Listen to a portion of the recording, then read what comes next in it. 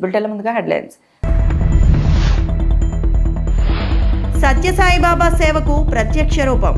పుట్టపర్తి శత జయంతి ఉత్సవాల్లో ప్రధాని మోదీ.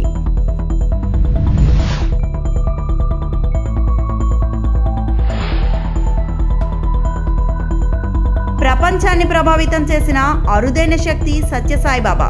ఉప ముఖ్యమంత్రి పవన్ కళ్యాణ్.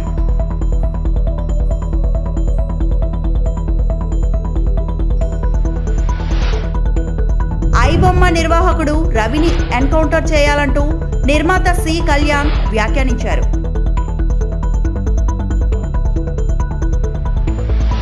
సత్యసాయిబాబా సేవకు ప్రత్యక్ష రూపం అని అభివర్ణించారు ప్రధాని నరేంద్ర మోదీ. పుట్టపర్తిలో జరిగిన శ్రీ సత్యసాయిబాబా శత జయంతి ఉత్సవాల్లో ఆయన మాట్లాడుతూ, సత్యసాయిబాబా శత జయంతి ఉత్సవాల్లో పాల్గొనడం నా అదృష్టంగా భావిస్తున్నాను. పుట్టపర్తి కేవలం ఒక ప్రాంతం కాదు, అది ఆధ్యాత్మిక శక్తి, ప్రేమ, మానవానుకూలతలకు ప్రతీక. సత్యసాయి భౌతికంగా మనలో లేకపోయినా ఆయన ప్రేమ, బోధనలు, సేవాభావం ఇంకా కోట్లాది భక్తుల హృదయాల్లో సజీవంగా ఉన్నాయి అన్నారు. సత్యసాయిబాబా ఎన్నో కోట్ల మందికి జీవన మార్గాన్ని చూపించారు. ప్రేమ, సేవ, నమ్మకం ఇవన్నీ ఆయన జీవితం మరియు సిద్ధాంతాలకు మూల సూత్రాలు. భక్తి, జ్ఞానం, కర్మ ఇవన్నీ సేవతో ముడిపడి ఉంటాయని ఆయన తరచూ చెప్పేవారని గుర్తు చేశారు Narendra Modi. Friends, the central value of Indian civilization is seva or service. All our diverse spiritual and philosophical traditions ultimately lead to this one ideal. Whether one walks the path of bhakti, jnana or karma, each is connected to seva. What is bhakti? Without service to the divine present in all beings. ఎంతో మందిని ప్రభావితం చేసిన వ్యక్తి శ్రీ సత్యసాయిబాబా అన్నారు. ప్రపంచానికి ఆధ్యాత్మికంగా వెలుగునిచ్చిన అరుదైన శక్తి శ్రీ సత్యసాయిబాబా అని ఆంధ్రప్రదేశ్ ఉప ముఖ్యమంత్రి పవన్ కళ్యాణ్ అన్నారు. పుట్టపర్తిలో జరుగుతున్న సత్యసాయిబాబా శత జయంతి వేడుకల్లో ఆయన ప్రసంగించారు. అనంతపురం లాంటి వెనుకబడిన ప్రాంతాల్లో సత్యసాయి జన్మించడం ఎంతో ప్రత్యేకమైన విషయం అన్నారు పవన్ కళ్యాణ్. విదేశాల్లో కూడా సత్యసాయి ప్రభావం అపారంగా ఉంది. ఎన్నో దేశాల్లో అనేక మంది భక్తులను చూశాను. ఆయన చూపిన మానవతా మార్గం ప్రపంచవ్యాప్తంగా మార్పును తీసుకొచ్చింది అని అన్నారు. గొప్పతనం ఒకరి తేజస్సు ఎలా తెలుస్తుందంటే ఎలా వెళ్ళి దీని గురించి నేను అనుకుంటా ఉండేవాడు. బాబా గారిది వెలిసింది భారతదేశంలో అత్యంత వెనుకబడ్డ జిల్లా అనంతపురం, రాయలసీమలోని అనంతపురం జిల్లా. ఆయన పుట్టుక కూడా అత్యంత వెనుకబడ్డ జిల్లా, నీటికి కూడా కొరత ఉండే జిల్లా, వలసలు వెళ్ళిపోయే జిల్లా. అలాంటి జిల్లాని ఎంచుకున్నారు ఆయన జన్మకు కూడా. అందుకని అలాంటి జన్మ తీసుకున్నాడంటే మహానుభావులే తీసుకోగలరు. ఒక 40 సంవత్సరాల క్రితం ఎవరైనా ఊహించుకోగలమా? దేశ విదేశాల నుంచి చాలామంది భక్తులు, విదేశీయులు అందరూ వచ్చి దీని అభివృద్ధికి పాటుపడతారని. సో ఒక ఆధ్యాత్మిక తేజస్సు, విశ్వ ప్రేమ ఉన్న వ్యక్తుల వల్లే ఇది సాధ్యం. అలాంటి వ్యక్తుల కోసం ప్రత్యేకించి గౌరవ ప్రధానమంత్రి నరేంద్ర మోదీ గారికి ఇష్టమైనది ప్రజలందరికీ కనీసం ఒక 50 లీటర్ల నీళ్లు ఇవ్వాలి, అది రక్షిత మంచినీరు ఇవ్వాలి. అలాంటి పథకం, ఒక 50 లీటర్ల నీళ్లు కనీసం ఇవ్వాలి అనేది ఒక వ్యక్తికి ఆ సంకల్పం నరేంద్ర మోదీ గారు దీన్ని ముందుకు తీసుకొచ్చారు. ఒక ప్రభుత్వ పరంగా దీన్ని ప్రధానమంత్రి గారు తీసుకొస్తే, ఒక ఆధ్యాత్మిక గురువుగా ఏ ప్రభుత్వం ఆలోచించినప్పుడు, ప్రభుత్వాలే దీని గురించి సగటు వ్యక్తికి నీరు ఎలా అందించాలనుకున్నప్పుడు దాన్ని ఆలోచించింది సత్యసాయిబాబా గారు ఆలోచించారు. అప్పుడు ముఖ్యమంత్రిగా చంద్రబాబు గారు ఉన్నప్పుడు వారికి ఒకటే చెప్పారండి, నేను ప్రజలకి దాహం తీర్చాలనుకుంటున్నాను. నాకు తెలిసిన భక్తులు, ఒక భక్తులు, ఒక ఆయన సింగిల్ హ్యాండెడ్గా 400 crores 400 కోట్ల రూపాయలు ఈ పథకానికి, సత్యసాయి ఈ పథకానికి ఇస్తాను, దాహం తీర్చే పథకానికి ఇస్తాను అంటే, దానికి ఆ రోజున ప్రత్యేకించి అలాంటి పర్మిషన్స్కి వీటికి కొంచెం కష్టాలు ఉన్నప్పుడు గౌరవ ముఖ్యమంత్రి నారా చంద్రబాబు నాయుడు గారు వీటికి అండగా ఉండి ఈ సత్యసాయి ఈ దాహం తీర్చే ఈ పథకానికి, అంటే మనం చెప్పాలంటే జల్ జీవన్ మిషన్ అంకురం సాయిబాబా గారు చేశారు. ఇక్కడ ప్రజల్ని జడ్జి చేయొద్దని, వారిని అర్థం చేసుకోవాలని సత్యసాయి చెప్పేవారని క్రికెట్ దిగ్గజం సచిన్ తెందూల్కర్ అన్నారు. దీనివల్ల చాలా సమస్యలు తొలగిపోతాయని చెప్పారు. పుట్టపర్తిలో నిర్వహించిన సత్యసాయి శత జయంతి ఉత్సవాల్లో ఆయన హాజరై మాట్లాడారు. ప్రజలకు సేవ చేయడమే సత్యసాయి లక్ష్యంగా పెట్టుకునేవారు. వారి ఉన్నతికి కృషి చేశారు. 2011 వరల్డ్ కప్ లో నేను అడిగినప్పుడు భావోద్వేగాలు అధికంగా ఉండేవి. అప్పుడు బెంగళూరులో ఉన్నాం. సత్యసాయిబాబా ఫోన్ చేశారు. అనంతరం ఒక పుస్తకం పంపారు. అది నాకు సానుకూల దృక్పథాన్ని, స్ఫూర్తిని ఇచ్చింది. మేము ఆ సంవత్సరం ట్రోఫీ కూడా గెలుచుకున్నాం. అది నాకు గోల్డెన్ మూమెంట్ అని సచిన్ తెలిపారు. Modi ji, Honorable CM Naidu ji,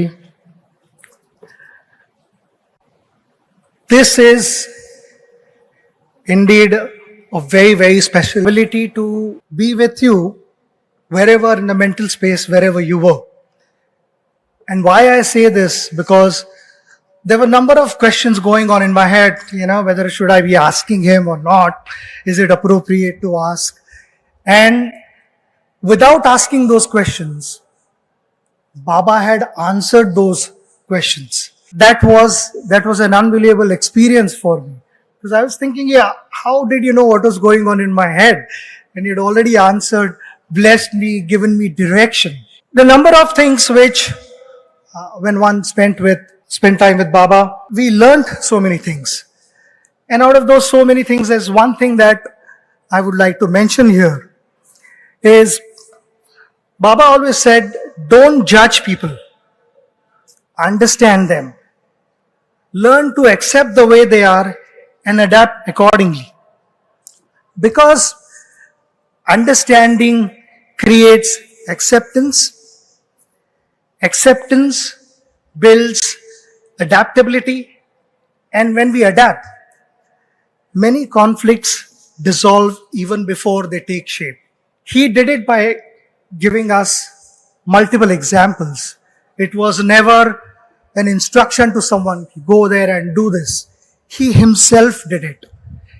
He believed in helping people, healing them, and uplifting them. It was in his nature to give, to contribute, to bless people with better health, better mental space. We keep talking about good health. Sometimes it is only physical that we address, but I think mental health is equally important. And why I said earlier in my speech that whenever we came here, పుట్టపర్తిలో శ్రీ సత్యసాయి శత జయంతి ఉత్సవాల్లో సినీ నటి ఐశ్వర్యరాయ్ పాల్గొన్నారు. ఈ సందర్భంగా ఏర్పాటు చేసిన బహిరంగ సభలో ఆమె మాట్లాడారు. ప్రజలకు సత్యసాయి చేసిన సేవలను గుర్తు చేశారు. సత్యసాయి జన్మించి 100 ఏళ్లు గడిచిపోయింది. ఆయన మనతో లేకపోయినా ప్రపంచవ్యాప్తంగా లక్షల మంది గుండెల్లో నిలిచిపోయారు. ఆయన నేర్పిన పాఠాలు, మార్గదర్శకత్వం, ఆచరించిన విధానాలు ఎప్పటికీ మనతోనే ఉంటాయి. నిజమైన నాయకత్వం అంటే భగవంతుడికి, ప్రజలకు సేవ చేయడమని బాబా చెప్పేవారు. సత్యసాయి చారిటీ ద్వారా ఏటా 1000 మంది విద్యార్థులకు ఉచితంగా విద్య అందుతోంది. సత్యసాయి సూపర్ స్పెషాలిటీ ఆసుపత్రిలో పేదలకు ఉచితంగా అత్యుత్తమ వైద్య సేవలు అందిస్తున్నారు అని నటి ఐశ్వర్యరాయ్ తెలిపారు. The centenary celebrations of Bhagwan Sri Sathya Sai Baba, my heart is filled with deep devotion and gratitude. Though a century may have passed since his divine birth, his presence, his principles, his teachings, guidance, and his compassion continue to reverberate in the hearts of millions worldwide. I extend a heartfelt thank you to you, our Honorable Prime Minister Narendra Modi ji, for being with us here today and for honoring this special occasion. I'm looking forward to listening to your wise words, impactful and inspiring as always, to enthrall us this morning. Your presence here adds sanctity and inspiration to this centenary celebration and reminds us of Swami's message that true leadership is service, and service to man is service to God. I stand here today and in all humility and honesty can say that this divine message I have always held deeply close to my heart and put into practice in life. Once a Balvikar student, always a Balvikar student. Bhagwan Sri Sathya Sai Baba often spoke about the 5 Ds, 5 essential qualities needed for a meaningful, purposeful, and spiritually anchored life. Discipline. Discipline is the mark of a true human being. Dedication. Whatever you do it as an offering to God. Devotion. True devotion is the flow of love towards God. Determination. Once you have chosen the right path, never turn back. And discrimination as in the ability to choose between right and wrong, truth and untruth, the very heart of spiritual life. Swami once said, iBomma నిర్వాహకుడు రవిని encounter చేయాలంటూ నిర్మాత C Kalyan వ్యాఖ్యానించారు. తాను కడుపు మంటతో బాధతో మాట్లాడుతున్నానని అన్నారు. ఎంతగానో శ్రమించి రవిని పట్టుకున్న పోలీస్ అధికారులను ఫిల్మ్ ఛాంబర్ తరపున త్వరలోనే సత్కరిస్తామని చెప్పారు. ఇలాంటి దుర్మార్గుల్ని శిక్ష పడేదాకా లేకపోతే ఇది అరెస్టులు కాదండి, ఎన్కౌంటర్లు చేయాలి. ఎన్కౌంటర్లు చేస్తే వాళ్ళు చేయకపోయినా సినిమా వాళ్ళన్నా చేయాలి కనీసం. ఎందుకంటే అంత బాధ, వాడికి సంబంధం లేకుండా ఒక సినిమా ఇన్ని కోట్లు ఖర్చు పెట్టి 100 మంది కష్టపడి వాళ్ళ బ్లడ్ని తాగుతుండే లాంటి బ్లడ్ చూడటం చాలా అవసరం. డెఫినెట్గా కమింగ్ డేస్లో ఒక్కడికి కానీ అలా జరిగితే నెక్స్ట్ రోడ్డు డెఫినెట్గా ఓహో మనల్ని కూడా ఉంచనీరేమో అయిపోతారేమో అనే ఫీలింగ్తో భయం వస్తుంది. ఏసీబీ వలలో విద్యుత్ శాఖ ఏఈ హర్షవర్ధన్ రెడ్డి. వనపర్తి జిల్లా గోపాల్పేట్ విద్యుత్ శాఖ ఏఈ హర్షవర్ధన్ రెడ్డి ఓ రైతు నుంచి వ్యవసాయ ట్రాన్స్ఫార్మర్ నిమిత్తం 40,000 డిమాండ్ చేసి 20,000 రూపాయల లంచం తీసుకుంటుండగా పట్టుకున్న ఏసీబీ అధికారులు. ఈ సందర్భంగా ఏసీబీ అధికారి డీఎస్పీ సిహెచ్ బాలకృష్ణ మాట్లాడుతూ మంగళవారం మధ్యాహ్నం 2 గంటల సమయంలో గోపాల్పేట్ అసిస్టెంట్ ఇంజనీర్ కార్యాలయాన్ని ఆకస్మికంగా తనిఖీ చేయడం జరిగిందని, విద్యుత్ ట్రాన్స్ఫార్మర్ విషయంలో ఎన్ హర్షవర్ధన్ రెడ్డి లంచం డిమాండ్ చేస్తున్నారని, రైతు నుంచి 20,000 రూపాయలు డబ్బులు తీసుకుంటుండగా రెడ్ హ్యాండెడ్గా పట్టుకోవడం జరిగిందన్నారు. పట్టుబడ్డ అధికారిపై కేసు నమోదు చేసి నాంపల్లి ఏసీబీ కోర్టులో హాజరుపరిచామని తెలిపారు. ఎవరైనా ప్రభుత్వ అధికారులు లంచం డిమాండ్ చేస్తే ఏసీబీ అధికారులకు ఫిర్యాదు చేయాలని ఏసీపీ డీఎస్పీ బాలకృష్ణ తెలిపారు.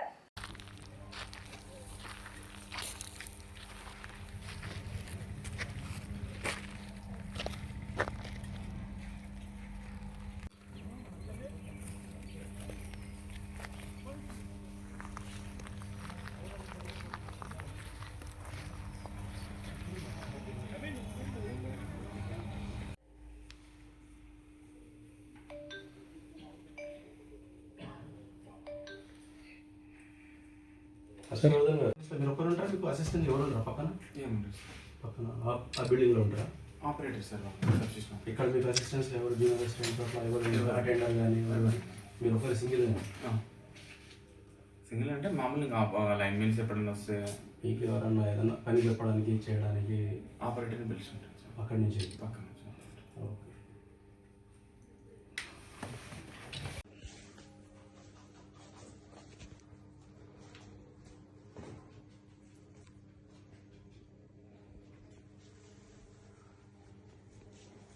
ఆనందపురం వెల్లంకి మధుర బొడ్డపాలెం గ్రామ కాపురస్తులు సాడి యమున అనే మహిళ ఇటీవల కిడ్నీ ర్యాకెట్ ముఠా వల్ల మృతి చెందారు.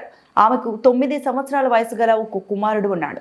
పైగా ఈ అబ్బాయి తండ్రి కూడా గతంలో చనిపోయారు. ఎవరూ లేని అనాథగా మిగిలిన ఈ కుమారుడికి జరిగిన అన్యాయంపై విచారణ జరిపి విద్యను కొనసాగించుకుంటకు మరియు సంరక్షణ చేసుకుంటకు తగిన న్యాయం జరిగే విధంగా చూడాలని విశాఖ జిల్లా కలెక్టర్ హరేంద్ర ప్రసాద్కి విజయనగరం జిల్లా పరిషత్ చైర్మన్ వైఎస్ఆర్సీపీ జిల్లా పార్టీ అధ్యక్షులు భీమిలి నియోజకవర్గం సమన్వయకర్త మజ్జి శ్రీనివాసరావు వినతి పత్రం అందించడం జరిగింది. ఈ కార్యక్రమంలో వైఎస్ఆర్సీపీ ఆనందపురం మండల అధ్యక్షులు బంకా సత్యం, ఎంపీపీ ప్రతినిధి మజ్జి వెంకట్రావు, మాజీ సర్పంచ్ వెంకటరమణ, అప్పిరెడ్డి పాల్గొన్నారు. మదనపల్లి బయలుదేరి వెళ్తే మరి ఏదైతే పోలీసు వారిని సంప్రదిస్తే మరి ఆ ముఠాను వచ్చి తిరుపతిలో ఉన్న హోటల్లో వారిని అదుపులోకి తీసుకోవడం, మరి తీరా మదనపల్లి వెళ్ళేసరికి తను చనిపోవడం, మరి ఇన్ని జరిగాయి. మరి అక్కడ కూడా ఎఫ్ఐఆర్ బుక్ చేశారు.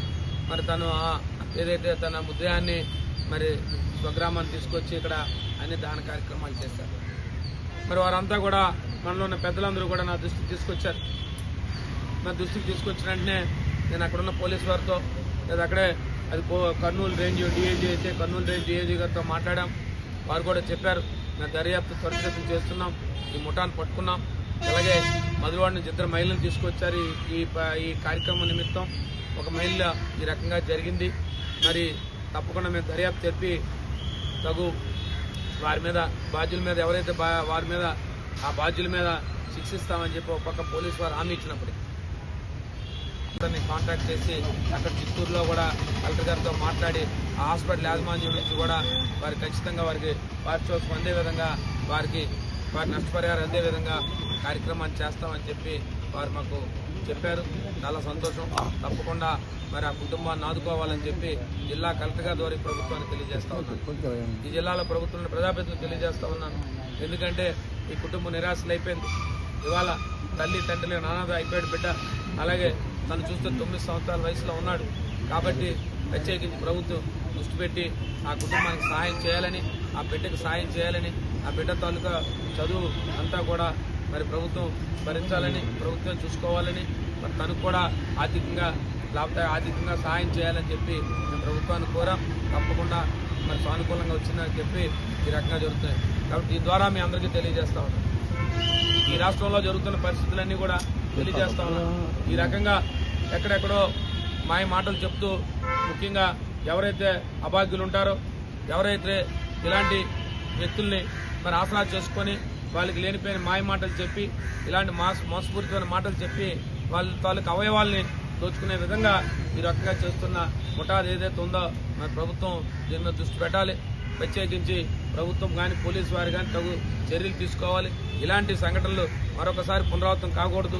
ఇంకొకరికి ఇలాంటి బాధ రాకూడదు. ఇంకో కుటుంబం ఈ రకంగా బాధపడకూడదు అని చెప్పి మీ అందరినీ కోరుతూ ఈ ప్రభుత్వం ఇలాంటి సంఘటనలు మరొకసారి పునరావృతం కాకుండా చర్యలు తీసుకోవాలని ప్రభుత్వాన్ని కూడా కోరుతాం. ఏపీ ఏజెన్సీ ప్రాంతంలో వరుస ఎన్కౌంటర్ల నేపథ్యంలో మావోయిస్టు దళ మాజీ సభ్యుడు మల్లోజుల వేణుగోపాల్ వీడియో సందేశం విడుదల చేశారు. ఇప్పుడు సమాజం మారిందని, పరిస్థితులను అర్థం చేసుకుని తాము ఆయుధాలను వేయడమని వివరించారు. మిగతా దళ సభ్యులు కూడా ఆయుధాలను వీడి జనజీవన స్రవంతిలో కలవాలని పిలుపునిచ్చారు. साथ ही पिछले कुछ दिनों से लगातार मुठभेड़ों का समाचार मिल रहा है. पहले भी कुछ लोग अपने जान गंवाए हैं. आज सवेरे से एनकाउंटर का समाचार मिल रहा है. इसमें इडमा सहित 6 साथी अपना जान गंवाया है. ये बहुत चिंताजनक विषय है. इस अवसर पर मैं आप तमाम लोगों से ये बताना चाहता हूँ कि हम लोग लगभग 1.5 महीने पहले हथियार छोड़ दिया है, क्योंकि आप तमाम लोग ये जानते हैं कि हम लोगों ने बदले हुए परिस्थितियों में हम फिर हथियार के साथ संघर्ष नहीं कर सकते हैं. ऐसा सोचकर हम आम जनता के बीच में आए हैं. आज हम जनता के मुद्दों को लेकर संविधान के हिसाब से हम उसका हल निकालने के लिए हम काम कर सकते हैं. इसलिए हम हथियारों के साथ हम बहुत कुछ खो गए हैं. हम बहुत कुछ नुकसान उठाना पड़ा है. आज दुनिया बदल गया है, देश बदल गया है, परिस्थितियाँ बदल रहा है. इसलिए हम हथियार के साथ लड़ने के बजाय हथियार छोड़कर जनता के बीच में आना है और जनता के बीच में आकर संविधान के हिसाब से काम करना है. यही हमारे सामने एक महत्वपूर्ण विकल्प है. आप तमाम लोग इस विषय पर सोचने के लिए मैं अनुरोध कर रहा हूँ. इससे पहले भी मैं आपके लिए ये संदेश दिया था और आज भी दे रहा हूँ. कृपया इस संदेश का नज़रअंदाज ना करते हुए आप लोग हम जैसे हथियार छोड़कर आम जनता के बीच में आना है. संविधानिक हिसाब से काम करना है. मैं पहले भी मेरा फ़ोन नंबर दिया था. वो फ़ोन नंबर आप मुझे कांटेक्ट कर सकते हैं. और दोबारा फ़ोन नंबर बताना है तो मेरा फ़ोन नंबर 8856038533 और एक बार 8856038533. धन्यवाद. ఈ వార్తలు ఇంతటితో సమాప్తం.